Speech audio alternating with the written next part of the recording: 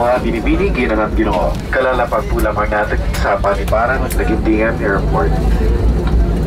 Maligayang pagdating po sa Cagayan de Oro City.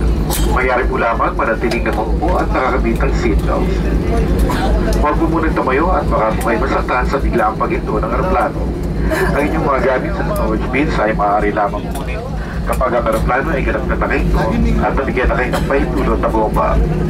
Bago po bumaba, biglang tiyaking nasa inyo na po ang lahat ng inyong kagamitan. Sa ngalan ng PAL Express at Philippine Airlines, ni Kapitan Castro at lahat ng ating mga kasama, kami po ay lubos na nagpapasalamat sa inyong pagtangkilik sa amin. Inaasahan namin na muli tayo magkikita sa susunod ninyo.